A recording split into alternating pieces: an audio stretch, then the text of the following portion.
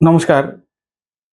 গতকালকেই দক্ষিণে প্রধানমন্ত্রী নরেন্দ্র মোদী নির্বাচনী জনসভা করেছেন এবং নির্বাচনী জনসভা করতে গিয়ে উনি একটি প্রসঙ্গের কথা বলেছেন। সেই প্রসঙ্গটি হচ্ছে যাদবপুর বিশ্ববিদ্যালয়। যে যাদবপুর বিশ্ববিদ্যালয়ে আজকে এত র্যাঙ্ক করা সত্ত্বেও তার সাংস্কৃতিক অধঃপতন কেন? তো প্রধানমন্ত্রী খুব স্পষ্টভাবে বলেছেন যে বিশ্ববিদ্যালয়ের দেওয়ালে দেশ বিরোধী স্লোগান লেখা হয়। এখন হয়তো অনেকেই এবং এই ঘটনার পর থেকেই তথাকথিত তৃণমূল এবং বামপন্থীরা উঠে পড়ে লেগেছে যে কেন বিশ্ববিদ্যালয়কে অপমান করা হলো। এটা অপমান নয়, এটা হচ্ছে আয়না দিয়ে মুখ দেখানো। এই যাদবপুরের ছাত্র অনেকেই, আমি নিজেও, যাদবপুর বিশ্ববিদ্যালয়ে যখন একটা ক্যাম্পাসের ভিতরে কাশ্মীর মাঙ্গো আজাদি, মণিপুর মাঙ্গো আজাদি লেখা থাকে, সত্যিই মনে আমাদের অনেক কষ্ট হয় যে আমরা কোন ভারতবর্ষে বসবাস করছি আর যাদবপুর কোন ভারতবর্ষের মধ্যে।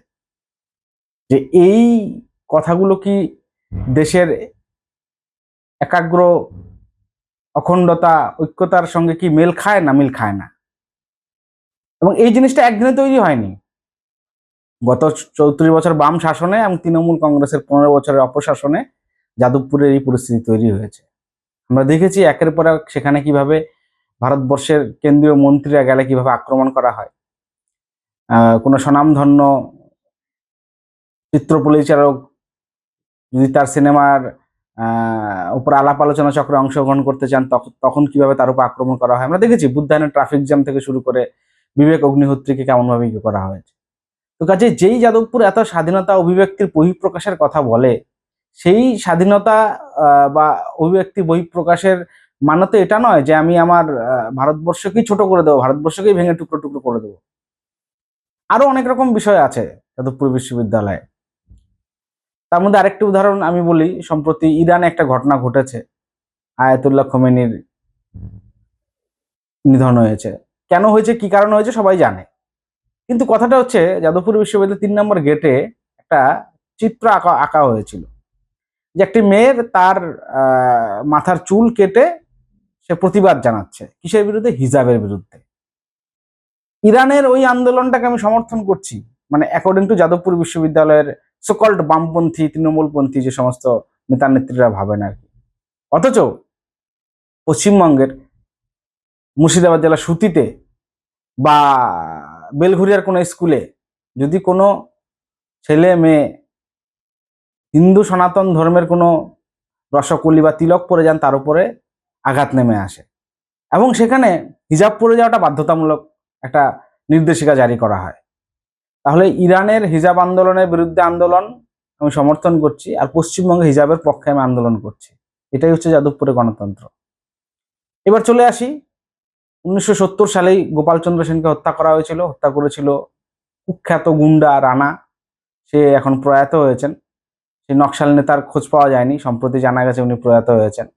তার খবর কেউ রাখেনি, ন্যায় বিচারের জন্য কেউ আন্দোলনও করেনি। এবং সর্বশেষ যদি আমি ধরি স্বপ্নদ্বীপ, যে স্বপ্নদ্বীপকে বামপন্থী এবং অতি বামপন্থীরা মিলে তাকে হত্যা করেছে।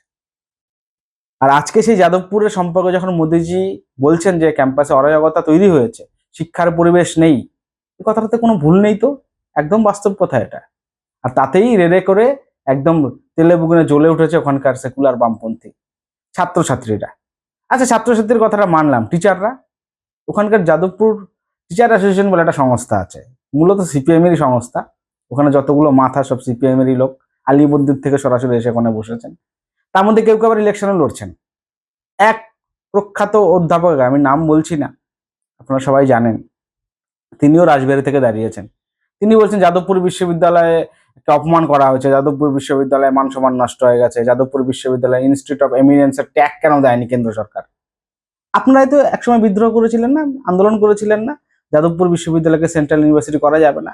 তাহলে রাজ্য সরকারের যদি অর্থানুকূল্যে একটি 7 স্টার ইউনিভার্সিটি যাদবপুর বিশ্ববিদ্যালয় হয়, সেই যাদবপুর বিশ্ববিদ্যালয়ের শিক্ষার মান বা গবেষণার মান ছাত্রছাত্রীদের জন্য হয়েছে, গবেষকদের কারণে হয়েছে। আপনারা যারা রাজনীতি করেন প্রত্যক্ষ, তাদের জন্য হয়নি। এবং আপনারা বারবার সেই কথা বলছেন। ইনস্টিটিউট অফ এমিনেন্সের ট্যাগ কেন পায়নি? এই কারণেই, রাজ্য সরকারকে সেখানে 60% টাকা দিতে হতো, আর কেন্দ্র সরকার 40% টাকা দিত, বা 50% দিত। কিন্তু রাজ্য সরকার, তৃণমূল সরকার একদমই কোনো সহযোগিতা করেনি। একটা 7 স্টার ইউনিভার্সিটির মর্যাদাকে তাকে 2 স্টারে নামানো হয়েছে। তো সেটা তো তৃণমূল সরকারের জন্য দায়ী। তখনকার শিক্ষামন্ত্রী পার্থ চ্যাটার্জি, ব্রাত্য বসু, মুখ্যমন্ত্রী সবাই দায়ী তার জন্য। এবং আপনারা সিপিএম এর লোকেরা আপনারাই বা কি করেছেন? সেখানে প্রধানমন্ত্রীর কথাটা একদম বাস্তব সত্য যে তৃণমূলের প্রত্যক্ষ মদতেই এই যে বামপন্থী বা দেশদ্রোহী যারা, তারা ক্যাম্পাসে অক্সিজেন পায়, তাদেরকে প্রত্যক্ষ মদত দেয়। তো সেই কারণে যাদবপুর বিশ্ববিদ্যালয়ের প্রসঙ্গ যেহেতু এসছে, সেই কারণে 2-4টি কথা বলার অবশ্যই দরকার। এবং মাথায় রাখবেন অবশ্যই, আগামী দিনে যাদবপুরকে সুরক্ষিত করাটা এবং সেখানে ক্যাম্পাসে নির্বিঘ্নে পড়াশোনা করা, গবেষণার মান বৃদ্ধি করা এবং তার বৌদ্ধিক বিকাশ ঘটার জন্য কিন্তু এই সরকার ব্যবস্থার বদলের দরকার। সবাই আগামী 29 তারিখের কথা মাথায় রেখে সেই ভাবনা চিন্তা করবেন। যাদবপুর বিশ্ববিদ্যালয়কে দেশদ্রোহীদের এবং নকশাল মুক্ত ক্যাম্পাস গড়ার একটা ভাবনা চিন্তা রেখেই সবাইকে এগোতে হবে। সকলকে নমস্কার।